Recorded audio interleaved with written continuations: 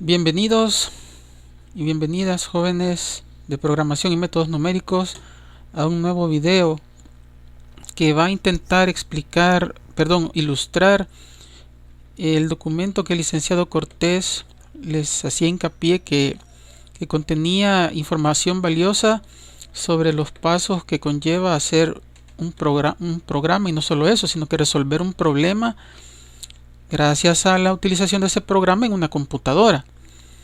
Bien, este es un segundo ejemplo y vamos a ir con la misma tónica del video anterior, tratando de hacer un paralelo entre el ejemplo, entre los pasos del ejemplo y los pasos esbozados en el documento del licenciado Cortés.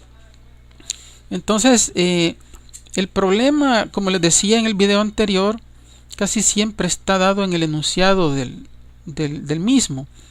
En este ejemplo, lo que hay que hacer es construir un algoritmo tal que, dado como dato un número entero, si este es par, se debe desplegar el mensaje del número es par. Observen que no se nos está diciendo que si el número es impar hay que desplegar el mensaje el número es impar. Esto es importante. Como les decía antes, ustedes tienen que hacer lo que se les pide.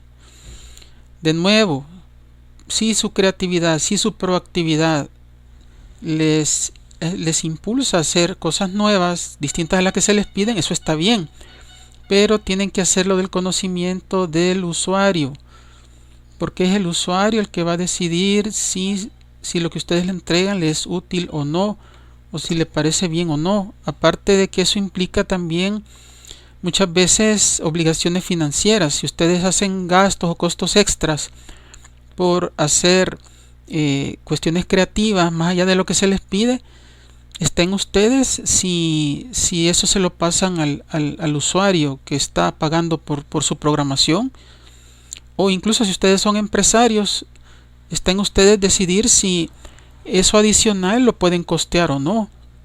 No sé si me entienden el punto, pero fuera de todo eso es como una convención de que se les va a pedir que ustedes hagan lo que se les pide, ¿verdad? Bien, entonces aquí de nuevo, antes de codificar en Octave, tenemos que dejar bien delimitadito, bien definido, bien analizado el problema. Observen que el enunciado ya es parte de ese análisis, lo acabamos de razonar, y aquí en este caso se pone bien interesante este ejercicio, porque hay datos adicionales que no están explícitos, pero sí implícitos. Ustedes saben que un número entero es par si es divisible entre 2, o equivalentemente si el residuo de la división de dicho entero entre 2 es igual a 0. Hay otras formas de analizar si un número es par, pero para facilitar las cosas, esta es la más directa. Entonces, cuando ustedes hacen una división común y corriente, por ejemplo, si ustedes dividen 22 entre 2, el resultado es 11 y el residuo es 0. Pues sí, porque 22 es divisible entre 2. Si ustedes dividen 51 entre 2, el cociente es 25 y el residuo es 1. ¿Por qué, verdad? Bueno, en primer lugar, 11 por 2 da 22 y 25 por 2 da 50, pero sobra 1. Este remanente es el residuo. Este 1 que está acá, este remanente es lo que llamamos residuo, y este remanente, que por cierto es nulo porque es 0, es el residuo. Entonces observamos que cuando el número es divisible entre 2, ese remanente o residuo es 0, mientras que para números que no son divisibles entre 2, el residuo es distinto de 0. En otras palabras, los números pares siempre van a dar por resultado un residuo de 0 cuando se dividen entre 2, y los números impares van a dar por resultado un número distinto de 0 cuando se dividen entre 2. Una forma de expresar ese residuo, hay varias formas de expresarlo, ¿verdad? Pero una que se puede encontrar en varios lugares, de referencias en línea y bibliográficas, yo les pongo en este caso Wikipedia, porque es algo muy común y no temo tomar como referencia Wikipedia en este caso, aunque para otros casos hay que tener precaución cuando uno usa Wikipedia. Pero aquí dice que en informática la operación módulo obtiene el resto. El resto es lo mismo que el residuo. Aquí lo dice, resto o residuo, ¿sí? De la división entre un número, de un número entre otro.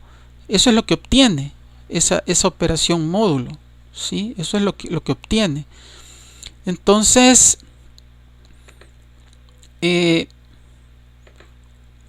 resulta que esa operación módulo es una operación binaria, es decir, se hace entre dos números.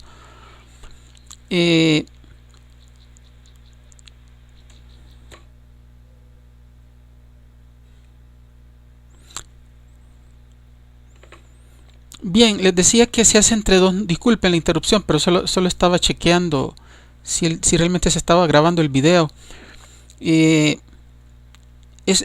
La operación módulo es una operación binaria, les decía, que hace que se dividan, que se operen dos números, el dividendo y el divisor, y el resultado de la operación módulo es el residuo, ¿sí? Es el residuo de la división. No es el cociente, es el residuo. Hay al menos tres formas de representar esa operación binaria que se llama módulo. Puede ser así, 22 módulo 2 o 22 mod 2 o mod paréntesis 22,2, y lo que da es el residuo de dividir 22 entre 2.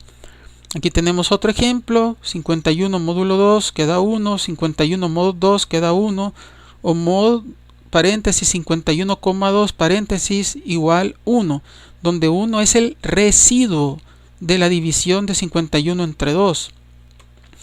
Entonces, estimados y estimadas jóvenes, con esta información valiosa procedemos a continuar con nuestro análisis. Fíjense que estamos aquí en la definición del problema. Tenemos que encontrar las entradas adecuadas, el procesamiento adecuado y las salidas adecuadas. Entonces,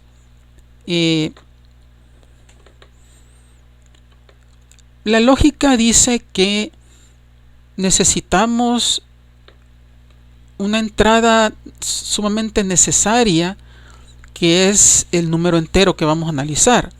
Entonces, esa entrada es precisamente ese número entero que le vamos a llamar num-ent, ¿sí? Ahora, ese número se va a procesar y la salida, me voy a adelantar un poquito aquí abajo, ¿sí? La salida es el mensaje de que el número es par, siempre y cuando el entero ingresado lo sea, ¿sí? Siempre y cuando el entero ingresado lo sea. Ahora, ¿qué hay del procesamiento? En el procesamiento tenemos dos variables. Aquí hay un error, ¿sí? Es num-entero, ¿sí? Es precisamente la variable que va a almacenar el valor del número entero, el número que se quiere decidir si es par o no, si es par. Pero hay otra variable. La otra variable es precisamente este valor, este residuo, que sería o el residuo en general de dividir el número que se nos está ingresando a través del usuario, ¿sí? Que sería 51, 22 u otro número, ¿sí? Entonces, este residuo, este valor de este residuo lo necesitamos, ¿sí? Esa es otra variable de trabajo. ¿Por qué? Porque precisamente dependiendo del valor de ese residuo es que vamos a decidir si el número es par o no. ¿Cómo? Bueno, ya lo dijimos, si ese residuo es 0, que precisamente viene de dividir el número que ingresó el usuario, entre 2, ¿sí? Entre 2, entonces si es 0, entonces este número es par, ¿sí? Este número es par. Pero si el número ingresado por el usuario, al ser obtenido el residuo, ¿sí?, de dividirlo entre 2, si ese residuo es diferente de 0 o no es igual a 0, entonces el número es impar. Pero el problema no nos está pidiendo que determinemos si es impar, solo nos dice que si es par, escribamos el número es par. Pero igual necesitamos este valor lo necesitamos. Este valor o el residuo que haya dado, según el número que haya ingresado el usuario, ese valor lo vamos a almacenar en la variable residuo, ¿sí? Entonces, esto lo que quiere decir es que tenemos dos variables, la que ingresó el usuario y la que creamos, ¿sí? La que vamos a crear a continuación. Precisamente la segunda variable, que es la variable residuo, ¿cómo la creamos? Asignándole, fíjense bien, asignándole el resultado de esta operación binaria, que es mod, o sea, el módulo, el resultado que es el residuo de dividir el número, perdón, aquí de nuevo hay un error, es num-ent, ¿sí? De num-ent, ¿sí? Operado módulo 2, el residuo de esa división, o sea, hay que dividir módulo entero entre 2, pero el residuo es el que nos da esta operación binaria. Ese residuo lo almacenamos en la variable que también se llama residuo, ¿sí? Es decir, en la variable cuyo nombre es residuo, vamos a almacenar el residuo de dividir, que resulta de la división del número entero entre 2, ¿sí? Entonces, luego viene un proceso de decisión. Como ya tenemos el residuo, ahora viene el proceso de decisión similar a uno que hacíamos en el video anterior, y tenemos que decidir qué pasa si el residuo es igual a 0. Bueno, si el residuo es igual a 0, sencillamente escribimos el mensaje que nos está pidiendo, que el número es par. Y si no es 0, perdón, si el residuo no es igual a 0, pues no hacemos nada, porque el problema no nos pide decir que el número sea impar, ¿sí? Entonces, de nuevo aquí, ¿verdad? Las salidas solo es una y es el mensaje de que el número es par. Como ya expliqué todo esto todo lo referente a pseudocódigos y flujogramas en el video anterior, ahora lo voy a hacer un poco más directamente. Observen, aquí está el pseudocódigo. De nuevo es una expresión del algoritmo. El algoritmo es un conjunto de instrucciones escritos en lenguaje coloquial, ¿sí? En prosa, como dice el licenciado Cortés, así a manera de instrucciones, que luego se nos hace fácil trasladarlas al lenguaje de programación que vamos a usar, en este caso Octave, ¿sí? Entonces aquí está el programa que resuelve esto. Primero leemos el número, ¿sí? Disculpen, aquí no pongo num-entero porque esta figura la encontré en internet y no pone num-entero, sino que pone número. Entonces, para que sea congruente el pseudocódigo con el flujograma, es que pongo número. Pero el caso es que le pedimos un número entero al usuario. Este número es el número entero, es el mismo num-ent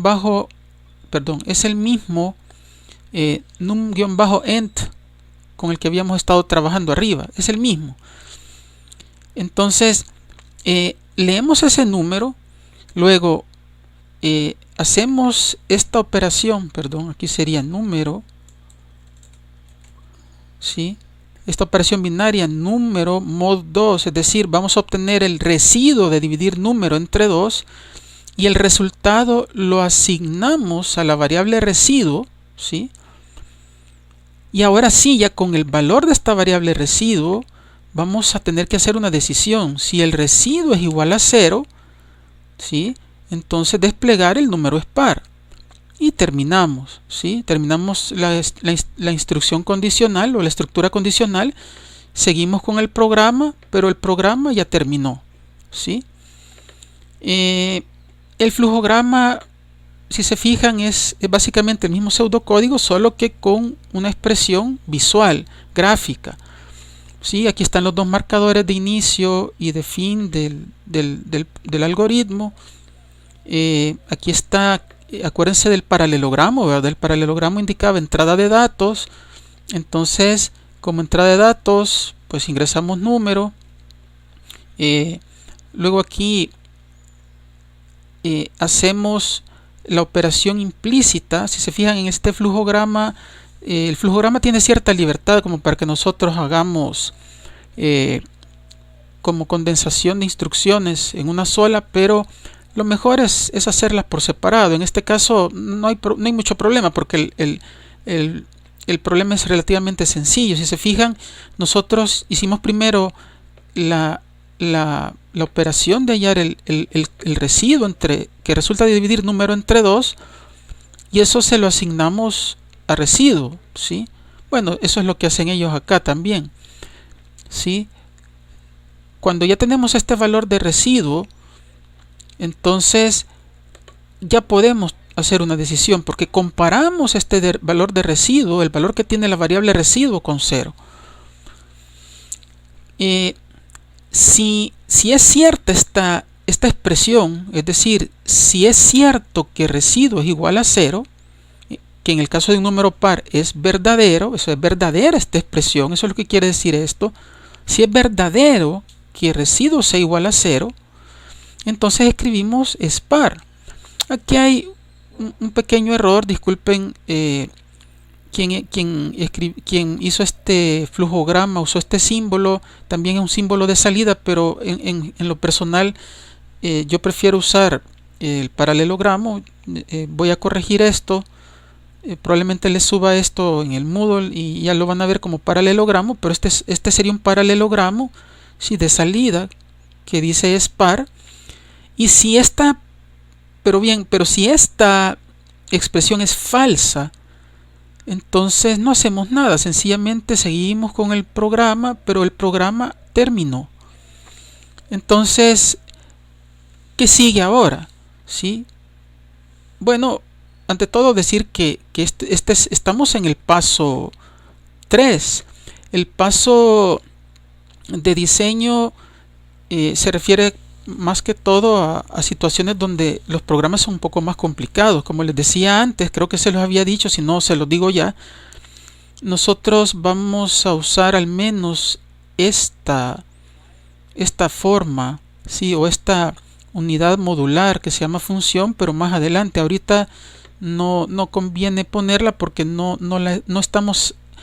vamos a hacer, al menos al inicio, programas que requieran el uso de funciones, pero sí vamos a hacer uso de módulos que en Octave se llaman funciones. Bueno, en inglés, en Octave se dicen functions, pero eso lo vamos a ver más adelante, ¿sí? Entonces, ¿en qué paso estamos? Estamos aquí, ¿sí? Cuando hemos creado el flujograma y el pseudocódigo.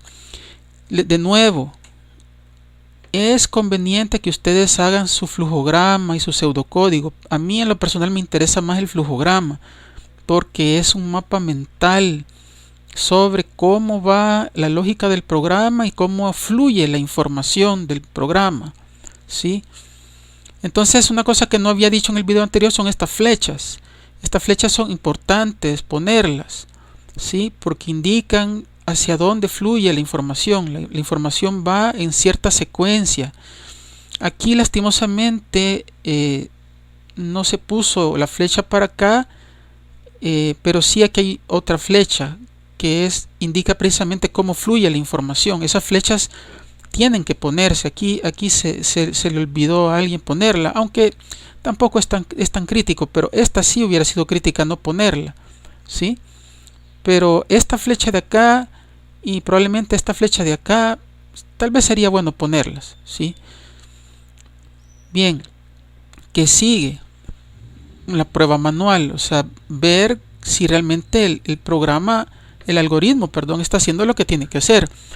Ustedes la pueden hacer por ustedes mismos. Háganla paso a paso. Pongan un número, saquen el módulo de ese número dividido entre 2, ¿sí?